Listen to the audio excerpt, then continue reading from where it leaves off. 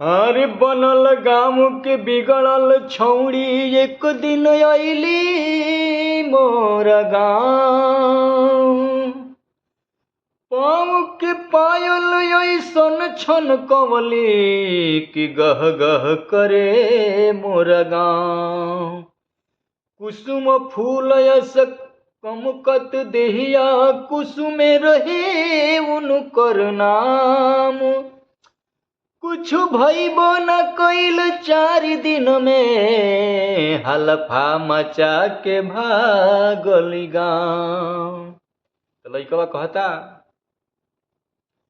कि दर्द दिल के बढ़ा के गइल, दर्द दिल के बढ़ा के गइल। आइल हितई में ऊ 4 दिन खातिर बाकी हलफा मचा के गइल।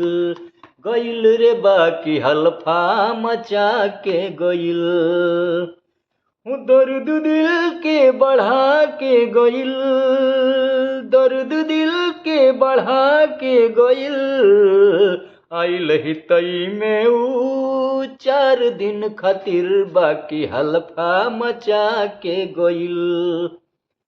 गइल रे बाकी हलफा मचा के गइल।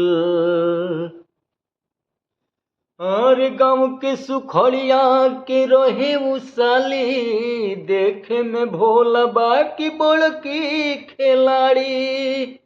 गाँव के सुखड़िया के रहे उ साली, देखे में भोला बाकी बड़की खिलाड़ी। रस ऐसन चुआ के गइल, हो रस ऐसन चुआ के गइल।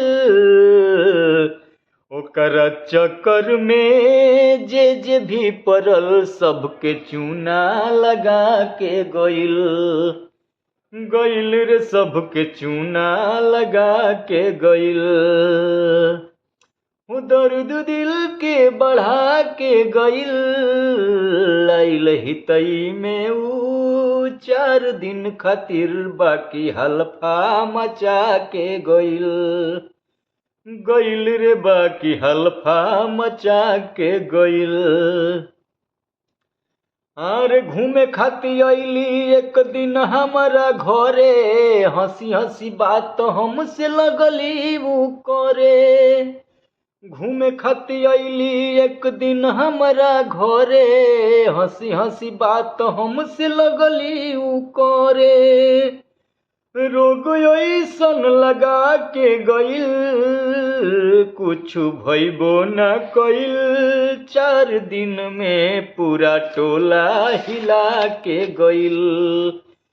गइल रे बाकी हलफा मचा के गइल।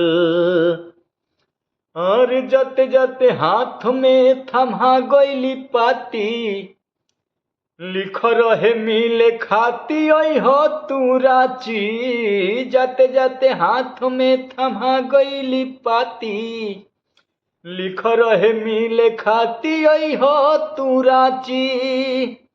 मूर्ख ऐसन बना के गइल, रांची के बदले में गोविंद के काके के पता दे गइल।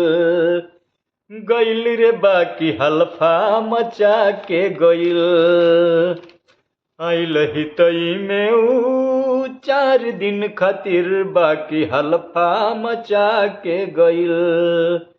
दर्द दिल के बढ़ा के गइल। आइल हितई में ऊ 4 दिन खातिर बाकी हलफा मचा के गइल। गइल रे बाकी हलफा मचा के गइल।